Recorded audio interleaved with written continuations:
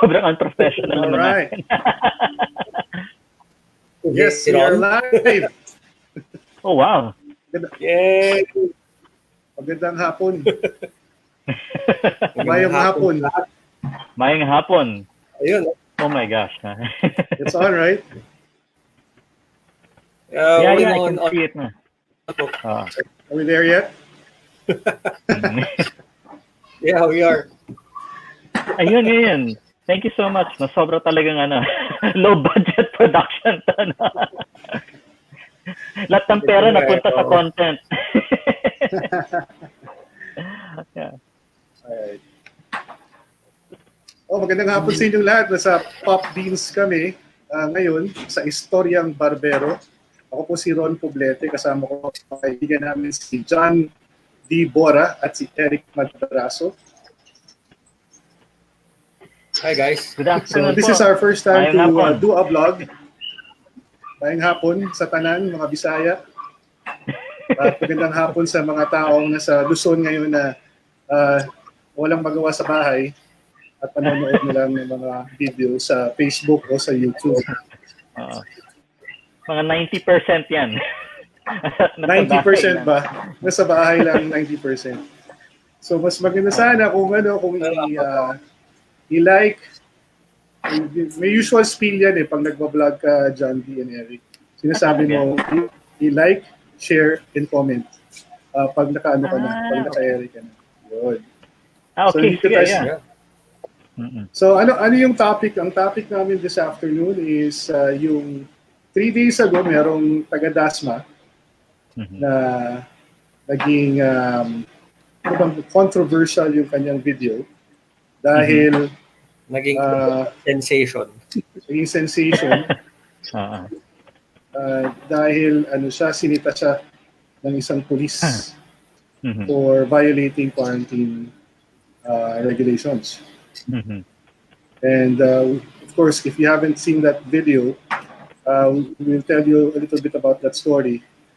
And also, ito favorite topic ni Eric ngayong hapon is about the liquor ban. Whether or not there's a merit to banning liquor or buying of liquor, kasi I'm sure may mga tao dyan na meron pang stock sa bahay. Oo nga I don't know about you guys, no, pero ako hindi ako nakatira sa Dasma. So even though I'm concerned with that issue, it doesn't really hit me. Pero yung liquor ban, nako. Yun talaga, that's gonna be difficult for me to discuss mamaya. Kasi, siyempre, na-apektuhan tayo lahat niyan Correct.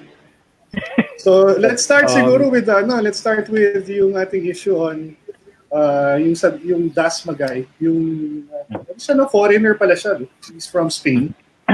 He's a businessman from Spain who resides in Dasmariñas Village. Dasmariñas Village, if you're not from Manila, is an exclusive village here in Makati.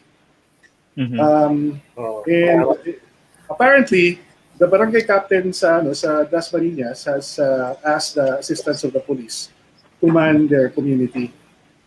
Because hindi lang naman siguro sa exclusive villages, pero lahat yata some of our communities, meron din mga taong kasawan at hindi sumusunod sa mga batas, hindi sumusunod sa guidelines ng government as far as the quarantine is concerned. So, ano yung nangyari doon sa taga Dasmariñas? Like, ano ba yung napanood mo na video? Ayan. Well, at first napanood ko yung second part of the video wherein nagkagulo na, no? Ako rin parang ano ba nangyari dito? But after a few minutes, after a few hours, lumabas yung first part. And nakita naman natin that it actually started na parang sinita lang nung police officer yung katulong, yung maid, yung kasambahay na bawal hindi nakamask habang nagdidilig sa labas ng bahay. So, parang nag-escalate lang. One thing led to another na parang bigla na lang lumaki. Kasi si Manong Spanish person, medyo nakainom pala at that time. And he was really adamant to na parang ayaw nang mapahiya. I think Mhm. yun yung issue dun eh. And then yun, parang one thing led to another. Yeah. Hindi maganda ang nasabi niya. Ayun tuloy, medyo lumaki talaga ang Yeah. ang issue. Tsaka nagsimula Aha. yata Ikaw, yun no, John sa D, ano, anong masasabi mo? nagsimula ba yung John D sa maid going out tapos nagdidilig siya walang mask no tapos parang Well, the police asked her nicely yata no, to go back and get her well, you mask. know, before going into the details of the thing, no, I think na, like everyone else, karapat dapat talaga natalakayin to because, you know, especially now in the lockdown, we have many, many fears about our security, how the lockdown is being enforced, etc., etc. So originally, I felt like na si Eric nga, I was very concerned. Pero, it must be Yeah. said, however, that there are many, many things we can learn from this. And I think the first thing that we can learn from is really yung the way in which the information was shared. I think, pare, alam mo naman dito, even on Facebook, di ba, we always tell our friends na, uy pare, bago ka naman mag-post, di ba, please make sure na alam mo yung pinopost mo, na kompleto yung story na pinopost mo. And, pare, you know, we have high standards dun sa mga kaibigan natin. I mean, we've been friends for a long time, di ba? And then these are the unspoken standards of posting sa Facebook kahit na nagbiburoan tayo, di ba? I suppose what I'm saying is, if you are a licensed and respectable media outfit, I think at the very least, you should really take pains talaga in order to make sure that you release the complete story or the completest version of the story as it unfolds. Now, I don't know whether or not yung nangyari dyan sa Rappler is that, you know, they got the second video first and they did not have the context of the first video. But then, for me, as a responsible citizen, I would have waited. Kasi, eto nga nakikita natin ngayon there's such an uproar about this already, partly because yung unang dating, yung unang bagsak ng information was really very, very alarming. So I guess I really have to put that out here. No? Now, one of the lessons we can learn from this one is sana naman mas responsable tayo sa pag-share ng mga information. Especially if that's our job. Di ba? News outlet tayo, di ba? I suppose that should be their job. Pero correct me if I'm wrong. I'm not a journalist. I think he found it annoying one of the very popular, well, let's just say it, no, yung Rappler kasi naglabas sila nung news article about that. At you can tell right away that it's very slanted kasi pinakita nilang video of the guy, the Spanish guy who was apprehended by the police. Ang pinakita nilang video is the one shot by the wife. Pinapakita nung so makikita mo, it's actually... I think that was the first one na nakita din namin ni Eric That was the second video, no?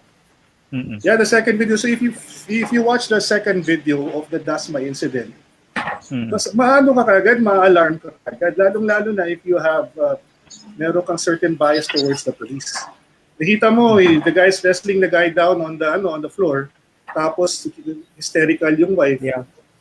Siyempre, isipin mo kagad, ano ba to? Police brutality, binubugbog yung lalaki. Anong nangyari? Siyempre, bakit ganyan? Sobrang naman yung sobrang harsh naman yung police.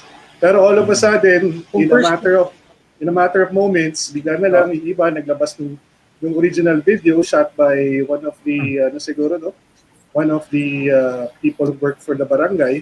Pero sila, one of the tanods who took the video, yung initial exchange nung policeman and the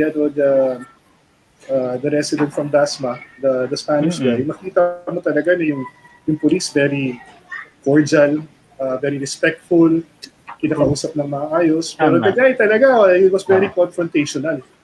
Kaya, actually, if you look at the timestamp of that video, the policeman and the tanod entertained the rantings of the Spanish national for almost 4 minutes. Isipin mo, 4 minutes yung pinagsasabihan ng kung ano-ano. Diba? So, So What maximum more we restraint. could have demanded of the tanod or the policeman?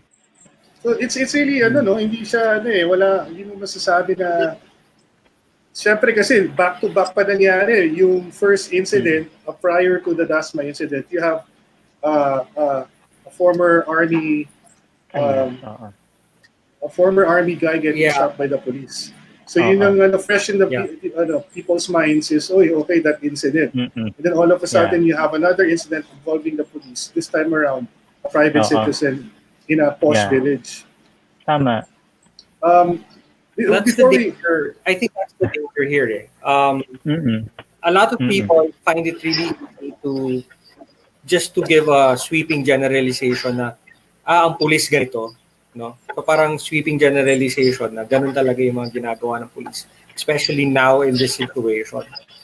But again, gusto ko lang sana sabihin talaga na kailangan natin maging vigilant and very careful on what we post and what we say online because you actually have a lot of responsibility when you do that. Kasi kunyari may ipopost ako, especially kung mali, like for example, yung opinion ko or something mali, may maniniwala kasi sa akin. So, dadami yung maniniwala sa mali, di ba? So, again, I mean, if there are people who listen to me, what more if you're a media outlet or if you're an influential person, di ba? Tapos mali yung pinch mo. So I think really people have to be careful when posting and sharing. This is not the first time that Rappler actually has done this. Unfortunately, they've meron nga mga you can't help without being biased about it or because there are people of course who are very against Rappler as a publication because of the fact that you can see their political leanings na medyo slanted sila kung mag-report sila. Pero kung iisipin mo,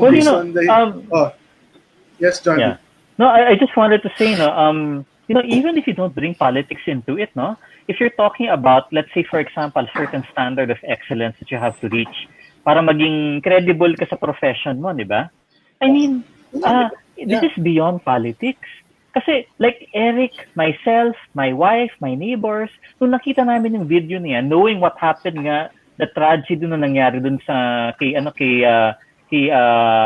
Sergeant Ragos, the poor policeman who was and that's still under investigation, syempre we thought the worst, di ba?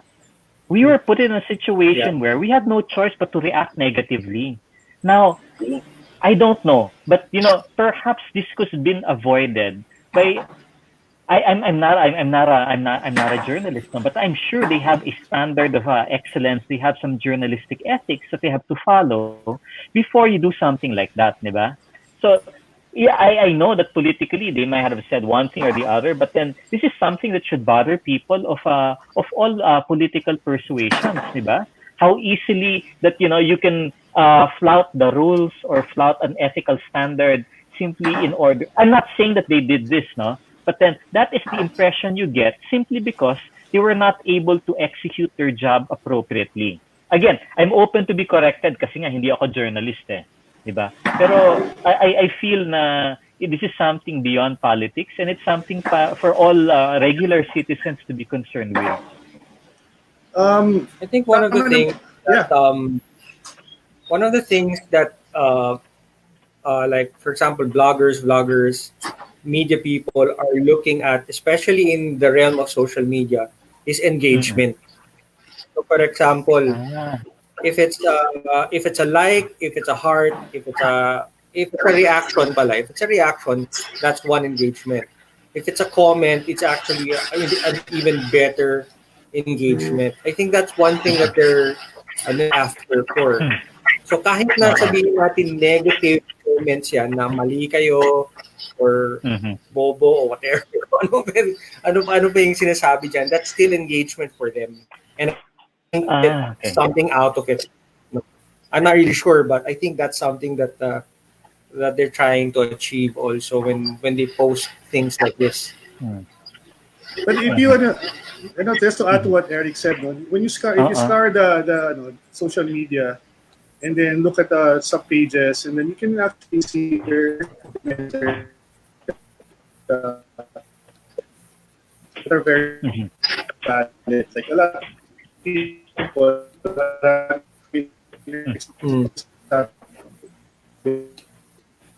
itong mga to, tapos pinipilit pa nila yung kanilang agenda.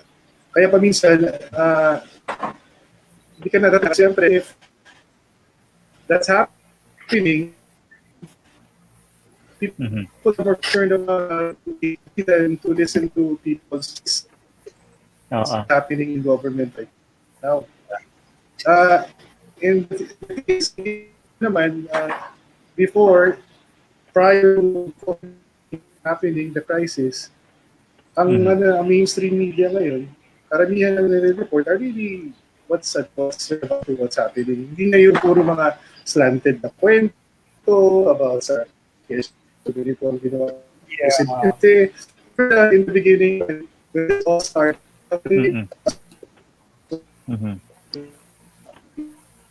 ano bang si presidente, maraming sinasabi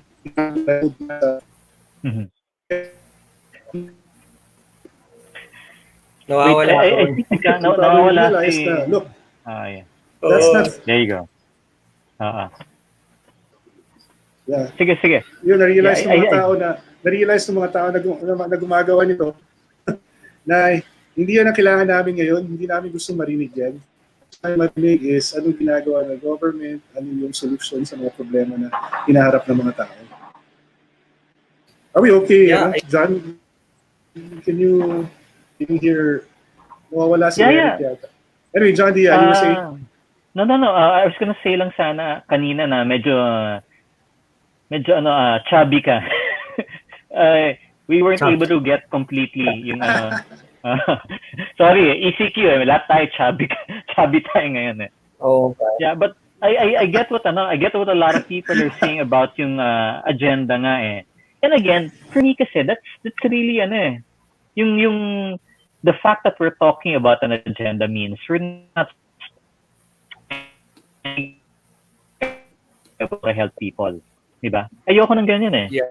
It's a lot easier to know that we're all on board trying to do the right thing eh. Diba? I don't know about you, Rick, no? Well, for me, especially in a situation like this, parang hindi to yung tamang time na para to be very political in such, no? I mean, this is a global pandemic. It's a global crisis. People are losing their jobs. People are losing money. Businesses are going bankrupt. People are dying. Ayun yun. Malinaw na si Ron. Yeah. Thank you. Go ahead, Rick. And if you put in political color pa talaga sa situation na ganito, parang hindi siya necessary, hindi siya nakakatulong. Ito yung perfect COVID-19 time problem. Yeah, di ba? I'm talking about that. Parang this is the perfect time for us to really work together. Kaya nga, as I've mentioned previously, I mean, in one of our talks, before, when there was this issue about the VP Lenny Robredo, when somebody from the cabinet wanted her investigated corruption, and then President Duterte came out and defended her, diba? So parang that's really in the spirit of bayanihan talaga. I mean, tulong-tulong talaga, and that's what we want. And we don't want to be shaded by political colors, like especially in a time like this. Parang pwede ba park muna natin yan? Parang wala kang magandang sabihin, just shut up and just tulong ka na lang and do what you can to help. Parang something to that point. Kasi hindi nakakatulong talaga yung mga ganong klaseng comments. Yan, ang nangyari tuloy dito sa Dasma incident na to. Biglang nalaman ko kung sino yung mga kaibigan kong mga abogado. Sino yung mga nag-aaral para sa bar. Di ba? Kung sino na lang yung naging... Suddenly, di ba, there's so much expert opinion that, I have to spend more bandwidth just trying to determine sino ba talagang expert dito. And for me, I enjoy good discussion, no? Pero I would like it to be productive. Hindi yung biglang lahat lang tayo nagiging expert kung ano ba yung common use law, di ba, pagdating sa residential areas, di ba? Or whether or not there are legalities involved dun sa ginawa dun sa Spanish gentleman, di ba? When we should be thinking about better ways of how to help our alam mo, John countrymen. D, Yes, Ron. pero alam mo, John D, one thing rin na lumabas, kaya sabi nga nila, di ba, because of this crisis, yung true nature of some people lumalabas lahat ng mga, kumbaga, that have been, yung mga issues natin as a society, lumalabas siya, it's a surface ngayon dahil sa crisis. And one thing that you'll notice about that incident in Dasma, yung merong one thing na sinabi yung the guy from yung Spanish yung foreigner Mr. Para. Mr. Para. Si Mr. Para. Meron siyang sinabi na very telling eh. Naalala mo yung sabi ni Senyor Para na, parang kulang na lang sabihin niyo sa police, bakit anong ginagawa niyo dito? Huwag kayo dito, doon kayo sa Tondo ba? Or some a place in Manila. Dapat umuwi ka na Tondo. Something like that. Oo. So, what does that tell you? I don't know if that was Mr. Para or napanood ko sa Money Heist eh. Kasi marami din ang time mag-Netflix ngayon eh. But I think, I remember he did say something like that, no? Na parang huwag kayo mag-patrol dito, di ba? Mas kinakailangan kayo dun sa mga other area. Which I found weird also kasi you can interpret that so many ways eh. Di ba? Kaya nga, exactly. You can't help but think that some people, kasi if you ever read the comments about this incident, meron talaga tayong mga kababayan na ang way of thinking, lalong-lalo na if they come from the upper middle class or the upper class. Ang ano kagad nila, lumalabas yung pagka-elitista. Yung sinasabi na, anong ginagawa nyo sa village namin? Ba't kayo pumunta sa mga private village? Wala kayong karapatan pumunta dito. Alam mo yun? Yun ang kanilang ano kagad sinasabi. Yun ang mga comments nila. So, it's kind of sad kasi you can easily tell na merong certain discrimination kaagad eh. And then you have, not only that na meron silang entitlement na sense of entitlement of living in a posh village, meron din silang mga banat na parang meron silang certain discrimination against the police. Na ang police, ganito, kulang lang sabihin nila, kurakot kayo or ano kayo, you're corrupt, yung mga police, ganyan, tapos ganyan. Diba? Meron na kagad sila. Kasi, medyo ano lang yan eh. There are some people kasi na nasanay na nakukuha nila o nagagawa nila yung mga nila for a long time already. So pag may sumita sa kanila, for example, Yossi. Sir, bawal Yossi dyan. Minsan nagagalit sila. Parang, bakit? Sa free country, di ba? Ganon. Especially if you remember, bago pa itong no smoking law sa Davao City. Kasi, I was there. Ang daming mga non-Davaoenos na pag pumupunta doon, nag-Yossi kung saan-saan. Sinabihan na, sir, sorry, bawal pong mag-Yossi dyan. Nagagalit. Kasi nga, hindi sila sabay pinagsasabihan. And I think that's also common in the more influential places, like here within the Philippines, especially posh villages, mga ganun na hindi sila sanay na pinagsasabihan kasi they can do whatever they want. So, nung incident lang siguro na yon, sobrang timing lang talaga that the police was there, the maid was nagdidilig-dilig sila doon sa labas without a mask. Pinagsabihan ni police na, ma'am, pasensya na po, bawal pong hindi nakamask. Nung pumasok yung maid sa loob ng bahay, sinabihan si Senyor Para, lumabas si Senyor Para. So, ba't mo sinasabihan niyo, Ba't ka nakakaalam dito? This is private property. And apparently, I don't think he knows that Makati has an ordinance already na you have to wear a mask if you're in public places or outdoors. Now, outside your door is already outdoor. Di ba? So, para siguro aware about that. No? I think this incident lang talaga was just blown out of proportion lang. Sobrang, malas lang talaga na, Yeah. I think it would be unfair also to characterize si Senyor Para as, evil, or, yung typical Espanyol, di ba, na we have so much history with them.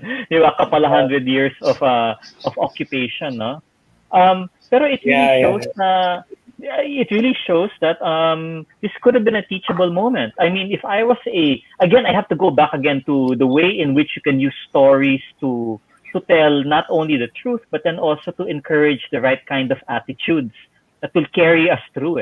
This could have been a teachable moment. Isipin mo, kung ako yung reporter dyan, and again, I'm not a reporter, di ba? But if I came upon that scene, di ba, I could have whispered something into the ear of the tanod, or even after the fact, di ba?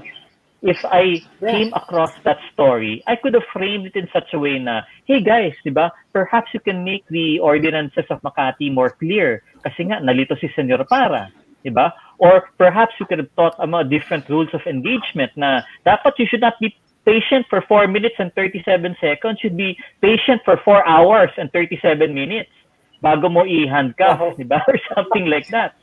Di ba? Or at the very least, people should be educated as to what the law is when it comes to somebody getting arrested for a violation.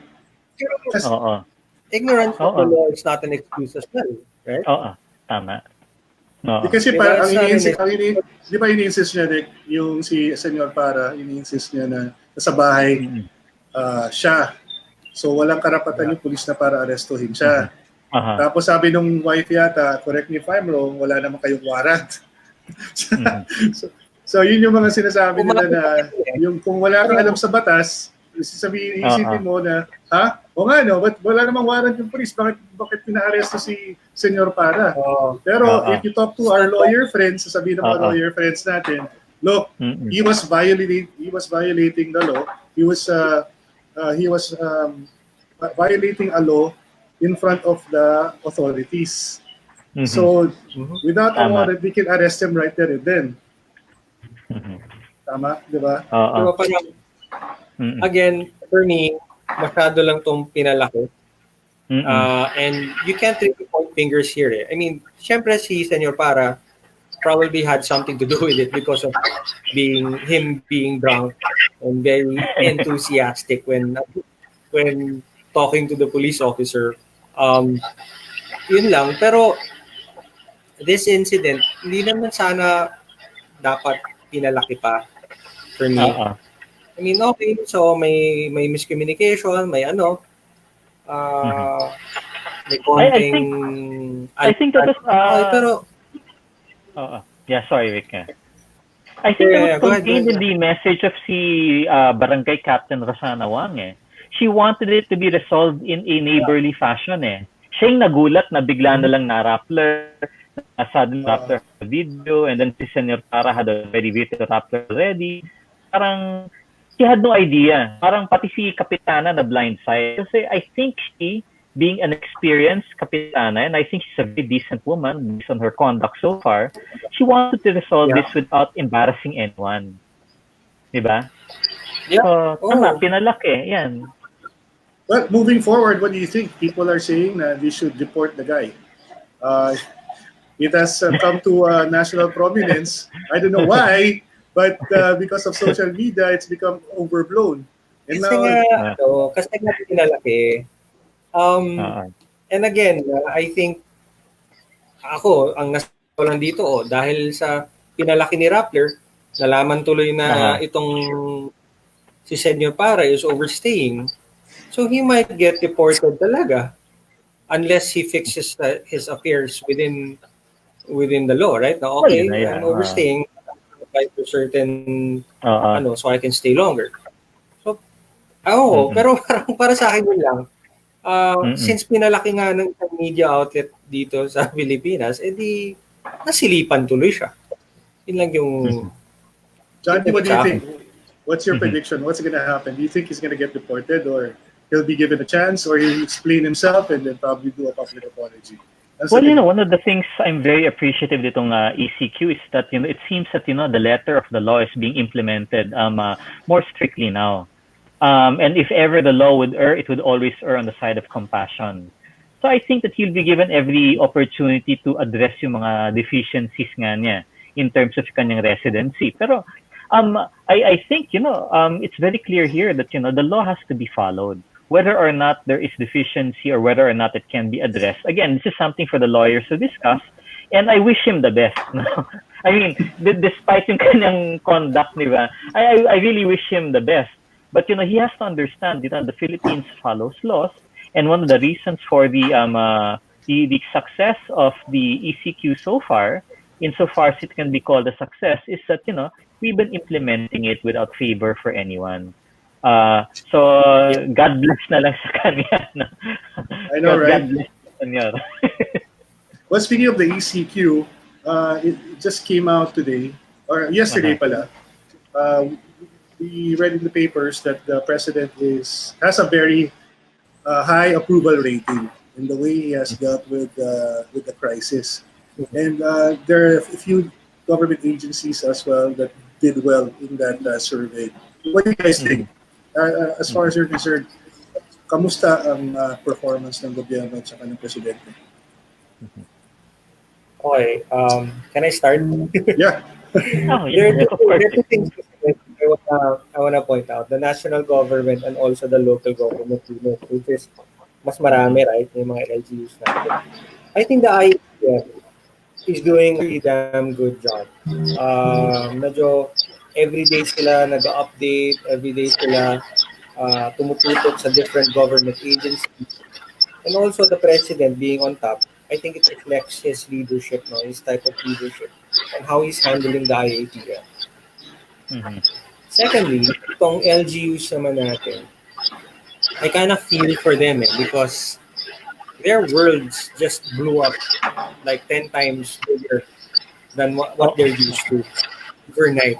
No, ever since it was declared pandemic, tapos nag-lockdown ng Luzon, well, Metro Manila first and then Luzon, parang bigla na silang parang, okay, anong gagawin ko ngayon? Lockdown ba? O, anong gagawin natin? So, parang nanibago lang sila. And it took them some time really to adjust. No? I think as much as they can, the LGU, I think they're doing a good job also within their own capacities. But it leaves a lot to be desired as well. And there's a lot of room for improvement, both on the national and local levels, and how things are being handled. So that's my opinion. Yo, John, what do you think? Well, I believe like what Eric said, no, we have to separate it into the national government, the local government, and I think also the empowerment of the citizenry, diba? So I agree with what Eric said regarding the national and the local. I wish all the best. Though I'm very satisfied. I think one other thing I'm very satisfied here is how the national and the local government have embraced the citizenry also. The citizen volunteers, the volunteers from the private sector, diba? I mean, sanay na tayo dyan, diba? Sanay tayo sa bayanihan I think it's in our DNA na as a culture, diba? Tayo mga Filipino talaga, in times of trouble, talagang we all go out and support one another. And I think that's one of the things I admire the most about the tenor of the way that the national and the local government have treated the citizenry. They look at them as they're sama-sama sila, diba? That they work together with them. They would like to deputize the citizenry in order to help in the delivery of basic goods and services, in order to spell yung mga efforts sa mga nasa LGU. So, if you notice that's something which I think is also very uniquely Filipino Kasi in all of the foreign coverage na nababasa ko, even parang they're so surprised whenever a neighbor goes out of their way in order to help someone in times of a crisis, a pandemic. Whereas dito, we have news reports like the one last night from GMA7 of that street sweeper in Marikina who returned yung kanyang ayuda of 8,000 because sabi nga niya, sir, may trabaho pa naman ako eh, di ba? Baka may mas nangangailangan. Those acts of generosity, di ba, Ron? I mean, Yeah, that's not the only uncommon. instance that that's not the only thing that they showed today. He's not the only person who's ayuda to the government because they feel that they received already something from the government. Now they feel that it's their obligation to return what the the money, so that someone else will benefit from it. Yeah, that's a good point, John D. So, even though we have reports ng mga other people are using the ayuda for, I think that's the reason why we react eh. Now, when people use the ayuda in order to gamble and we're all outraged. Lahat ng Pilipino outraged sa ganyan eh. Pero when somebody returns their ayuda saying na hindi ko kinakailangan yan, we accept it immediately na, yeah, that's the Filipino thing to do eh. Diba? Pag may nangangailangan at diba, may sobra-sobra ka naman, diba, you willingly give it up and you don't think twice. And I think these are the kinds of heroes na karapat-dapat lang na, we should mention them right now because, it's these ordinary, regular acts of heroism talaga which make this bearable eh. That's correct. Correct. Well, I hope the few people who are watching us right now on Facebook, you can join in the discussion. You can post a comment right there somewhere so we can read them, and so we can greet the people also who are watching our first ever live vlog. We are live, by the way, because we are also part of the audience of Mocha Uson. So we already shared. We're sharing this vlog to the people who also follow Mocha, who's very busy, by the way, right now. She's doing her job at the OWA, so she's accepting all the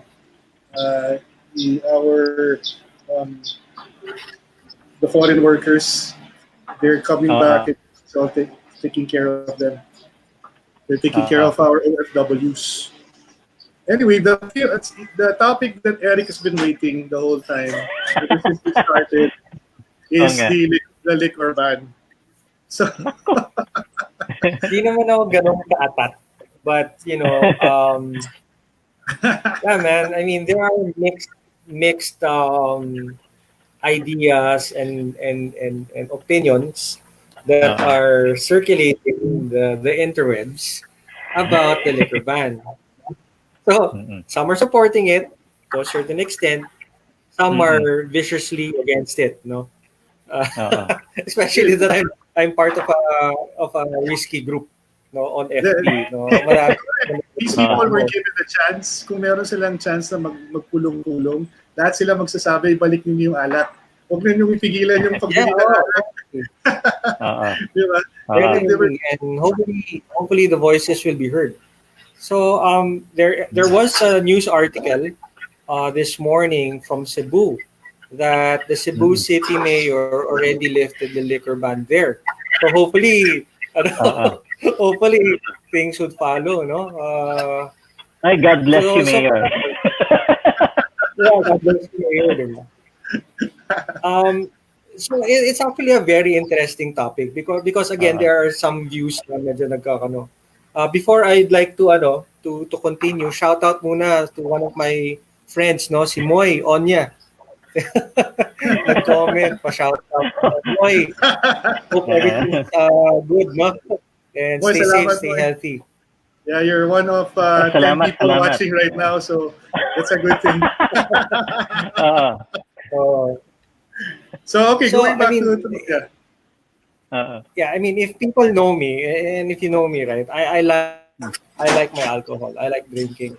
I have a stock at home, kaya hindi ako masyado aplikado with liquor ban. Now, the main premise yung main premise ng government on why they're doing this is because people tend to drink with other people, right? Nobody likes drinking alone, di ba? So, and it beats the purpose of social distancing, and that's why they did this. And a lot of people, pag nalasing ka kasi, di ba, may tinatawag na drunk calling. So pag nalasing ka, tapos ikaw mag-isa, tatawagan mo bigla yung kapitbahay mo, pare, gusto mo munang dumaan dito. Shot muna. Shot muna tayo, shot. Kasi nalulungkot ka na. May ganun ba? Pare, punta ka dito pero social distancing tayo doon ka sa malayo.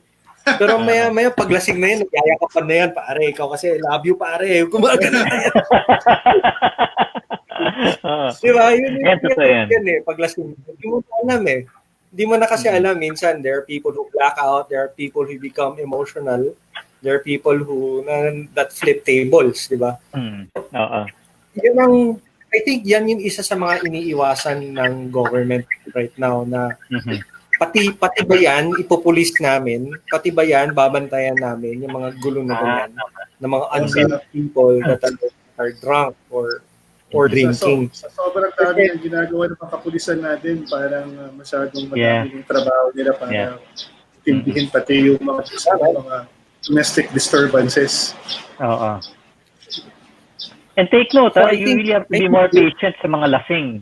Pag nag-aano ka ng mga lasing, you have to spend more time just trying to diffuse yung situation para hindi lang So I agree with si Eric and si Ron. Kasi ano yung masasabi dun sa potential ng mga lasenggo, hindi naman mga lasenggo, pero yung mga mahilig uminom, ang sasabihin nila, okay na sa bahay na kami, gusto namin mag-relax. Kaso, sa part of relaxing is to have a bottle or two of beer or siguro a glass of scotch or siguro yung mga iba umiinom ng gin bilog or na ano ba emperador. So tapos papagkait nyo sa amin yan na lang yung aming katuwaan habang nasa bahay. Diba? So kawawa naman kami. Ito na nga, nalulungkot na kami sa bahay, ayaw pa ninyo kami painumin. So ano masasabi niyo doon? Is that a valid reason to actually allow people to buy alcohol? Wow.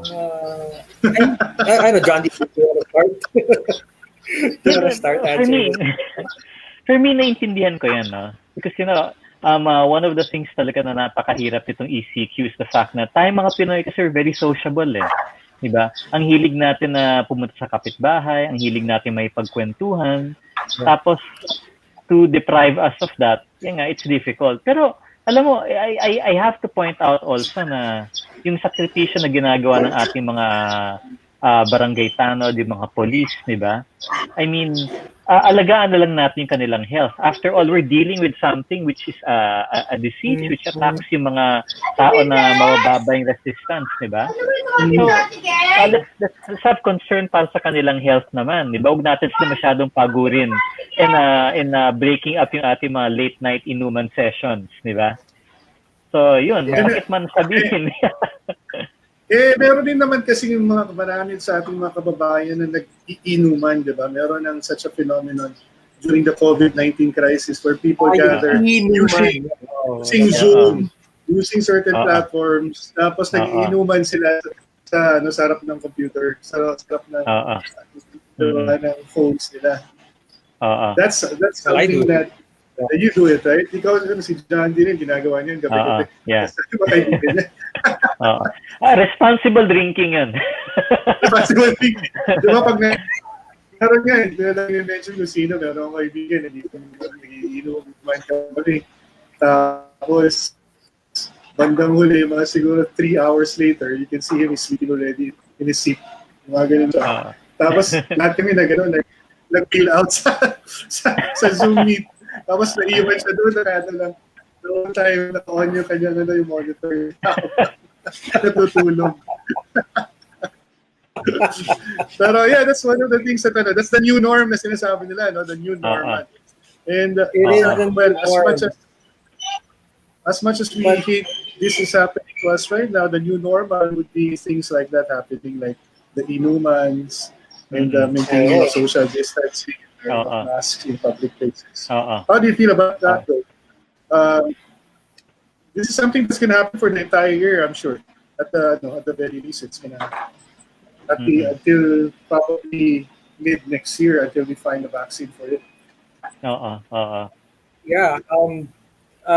Going back to the liquor ban, there was this question kasi that Ron asked na parang pag wala kang alcohol at kailangan mo na alcohol, is it legit ba within the liquor ban to feel that need na alcohol? Parang for me, it can be as legit as it can be, but since the current situation na hindi ka talaga pwedeng bumili at pag-consume ng alcohol,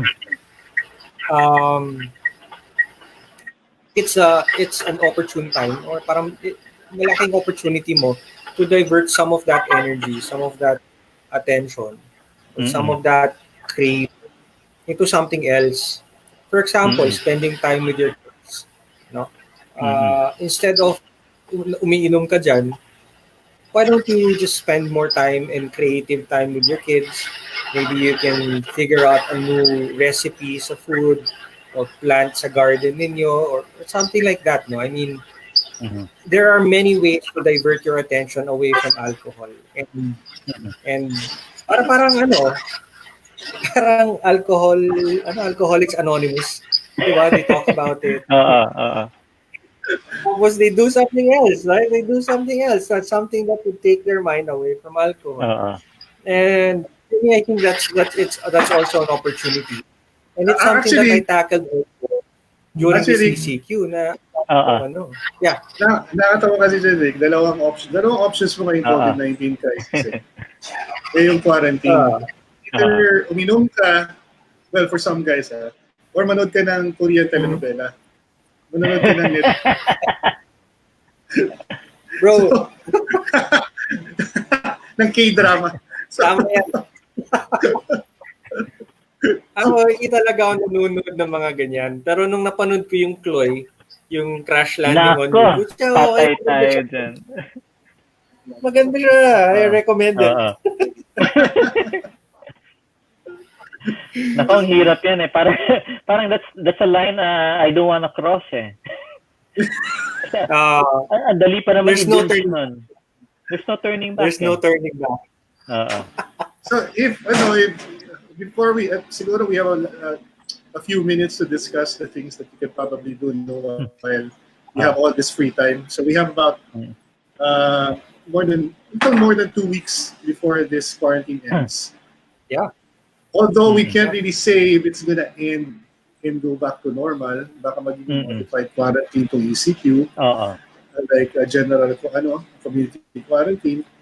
But given the free time, sabi nga ni Eric, what else can you do? Like there's this guy that we know, nagsisend siya naman ng message sa Viber, tapos meron siya mga links na sinishare sa amin. You can go to the Harvard X website where you can actually learn a few things or join classes or take classes. So may mga ganun ka rin mga options that you can probably learn a new skill, or if before you had little free time to do other things, ngayon would be the opportune time to actually do something like that. Na kunyari gusto mo matutong mag-programming, or gusto mo matutong mag-edit, or gusto mo maging vlogger, kagaya ng ginagawa natin yung tatlo ngayon. Diba? So we're doing something productive while having all this free time. Siyempre, hindi rin natin, iniisipin din natin yung kalagayan ng iba nating mga kababayan na wala namang, they can't afford to do all the things that we can do. Like probably they don't have they don't have Netflix, or they don't have any of these things, or any these luxuries. Ano bang pwede nilang gawin sa tingin mo, Jandy? If you were to suggest a few things. Well, I also kasi volunteer dun sa may one of our friends, yung football teammate natin, si Mikey Alimurong, sa city administrator of Quezon City, no? And he asked for help nga kasi nga they're having difficulty. Originally, they had difficulty in distributing yung mga needed supplies sa kanilang mga constituents, no? Pero it became another example of bayanihan kasi a lot of people dun sa QC, once he set out nung tumawag siya ng for volunteers, marami nag-volunteer. And I think also one of the things na nangyari is that when they finally started distributing the food packs, and they did it on a massive scale also, maraming mga tao na nakatanggap. What they did was that syempre, these are not people with access to Netflix or to an active, to a stable internet, But what they did is they started volunteering sa kanilang barangay. Diba? Sila na yung sila nagdo-double check ng mga listahan. They will help deliver to other barangays or, kung ano ba, there's always so much that you can do in a time of crisis eh. Diba? So, even without an internet connection, maraming pwedeng gawin eh. And then I think one of the things that really most needs to be done is mag-volunteer tayo sa local area natin. Napakaraming pwedeng lang gawin eh. Diba? Even dito nga dun sa in some villages nga, there are able-bodied young men and women who offer to do the groceries for yung mga elderly na hindi nakakalabas due to the ECQ restriction. Oh, yeah, I heard about that. Oo. Nga. So, may maraming mga little things, mga simple little things na pwede nating gawin. Diba? But how about these people na kasi I tried going to certain places where in a house, you have 3 families living. Tapos nakita mo, tapos pag tinanong mo sila, siguro one of these days, if we do another vlog, we can show the videos of these people I interviewed. And one thing that concerns me about their situation is that they live in a very small area. And then imagine 3 families, trying to fit in a 10 by 10 living quarter. Tapos, hindi siyempre, ang tatanungin mo sila, Sir, Ma'am, bakit po kayong nasa labas? Di ba dapat nasa loob na kayo ng bahay? Ang sasabihin nila kaagad sa'yo, Sir, paano naman kami kung sa bahay lang kami, napakainit. So napakainit, not only that, kumpul-kumpul sila sa loob ng bahay dahil sobrang liit na kayo ng bahay, dikit-dikit sila doon. So, meron yung social distancing na sinasabi natin na tinatry natin i-enforce is not applicable. And this happens in so many communities that in Metro Manila that sometimes you feel for them kasi nga naman, paano sila mag-social distancing kung ganun kalit yung tinitira nila? Paano naman sila, saan sila kukuha ng mga masks? Kaya for example, walang supply ng mask na dinidistribute sa kanila. Tapos kung hindi sila pwede lumabas dahil may curfew, anong gagawin nila sa loob ng bahay nila? Kung isa lang ang TV nila, kung meron na silang TV, paano kung wala silang TV? Anong pwede nilang gawin? Actually, I don't have a solution for that. I can't think of one. If you put yourself in those people's shoes, it's not as parang it's not as cut and dry, kumbaga, di ba? Oh, it's not cut and dry. It's not ideal, and I think other people would understand their situation as well. Now, it's not really ideal. It's difficult to be in a 20 by 20 shoebox with 2 other families, di ba? Parang ang hirap nun. Ang hirap talaga nun. So, again, it's part of our we are a poor country and there are a lot of poor people, especially in the urban areas. But it is a current problem that we need to collectively try to address. No. Here's something interesting. A few days ago, si Senator Bongo mentioned something about Balik Probinsya, a program that he wants to initiate. Kasi napansin, in the highly urbanized areas, sobrang dami ng tao. Kasi dito yung businesses, dito lahat yung job opportunities. So karamihan na ng tao sa probinsya, nandito sa Metro Manila. The problem is, we have a very small area for 14 million people ba? Yung live in Metro Manila. Yeah. Grabing population density natin dito sa Metro. Kasi sinasabi nila pag non-working hours, biglang nagiging 9 million na lang yan or 10 million because the rest are coming from the provinces actually. So, do you think that is a feasible thing? And if it is feasible, what would be the most important things you think the government should set up in the provinces for that to actually come to fruition? For that to happen, for that to become realistic, I know it's a long-term plan by Senator Bongo. No? Pero sa tingin ninyo, how can we convince the urban poor to go back to their provinces para doon na sila mamuhay? May nakita akong comments na, taasan niyo yung yung minimum wage. Gawin yung uniform for all areas in the Philippines, hindi lang sa Metro Manila. Sige, babalik kami ng probinsya kung ganun maging situation. But you, John D, as somebody who manages a business in your area, is that something feasible or something that can I really don't think that's feasible na you just na itataas mo na lang yung minimum wage, one size fits all, kasi it doesn't address the problem Para sa akin, I think that the easiest thing to do is really job creation.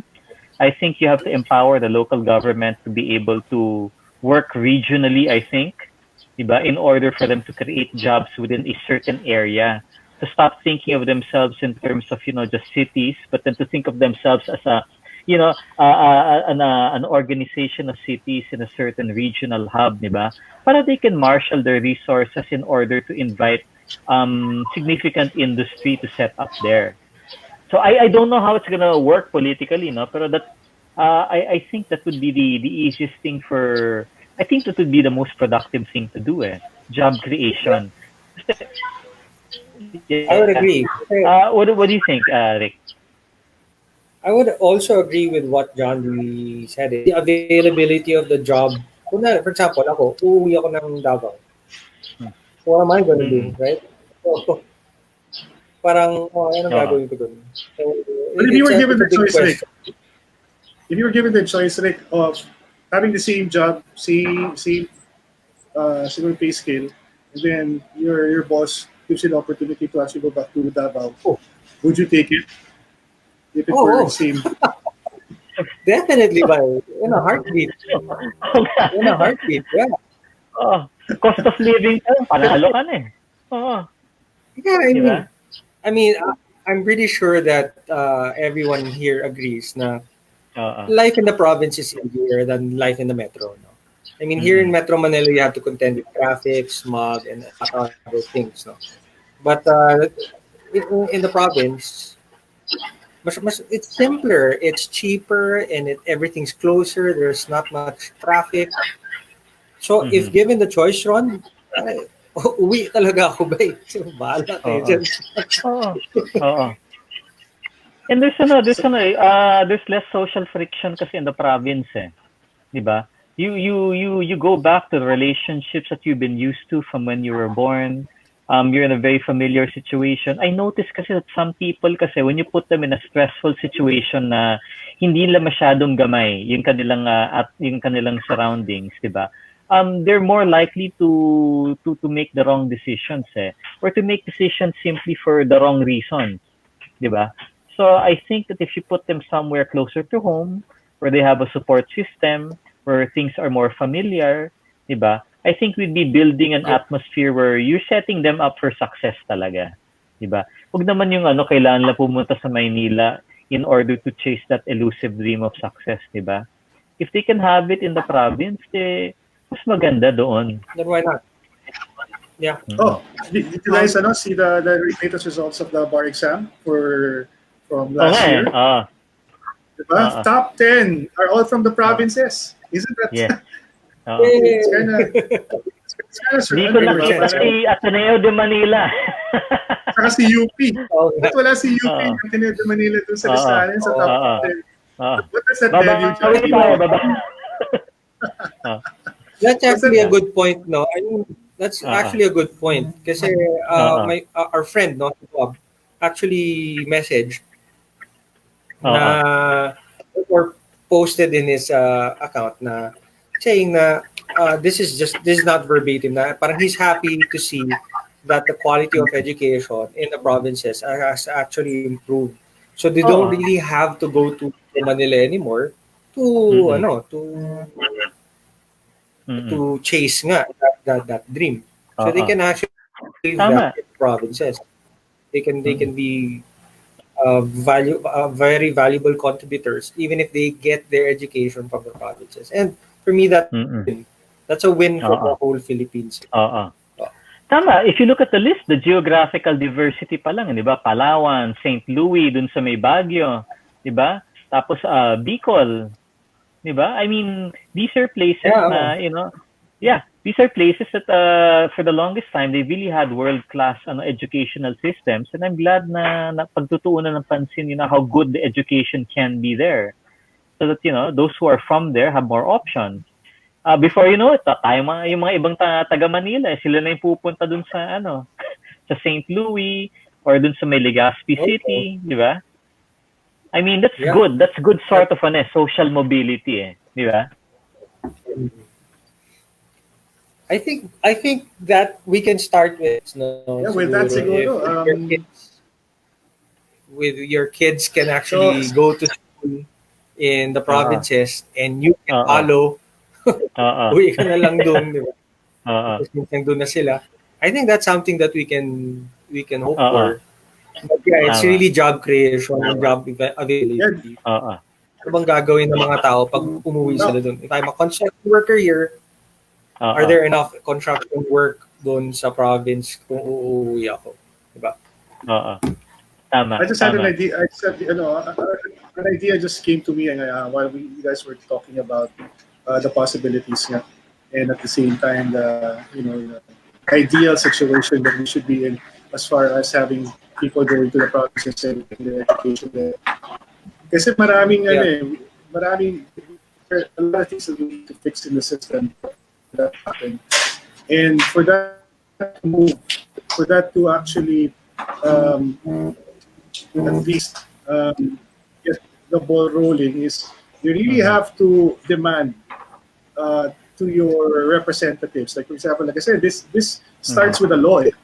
Everything starts with, let's say, probably changing the constitution. If not changing the constitution, you have to pass bills that require the national government to invest more in the provinces. These things won't happen until people actually clamor for them.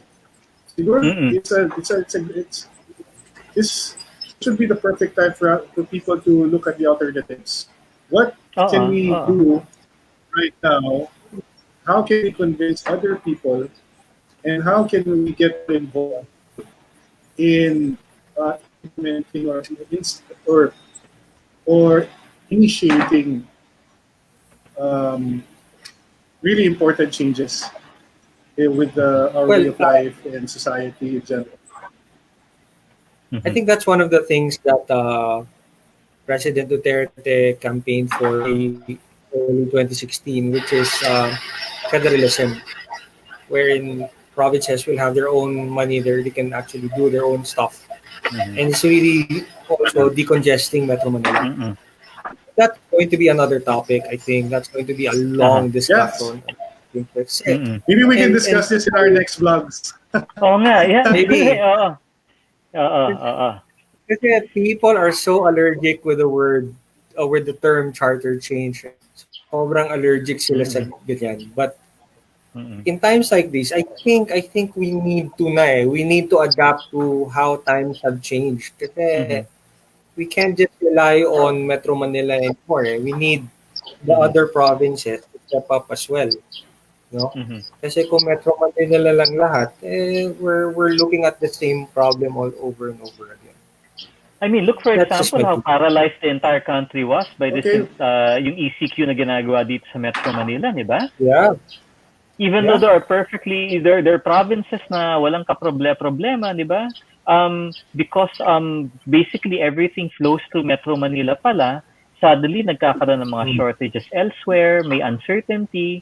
So tama, I think it's about time that we should strengthen, I think, yung mga provinces.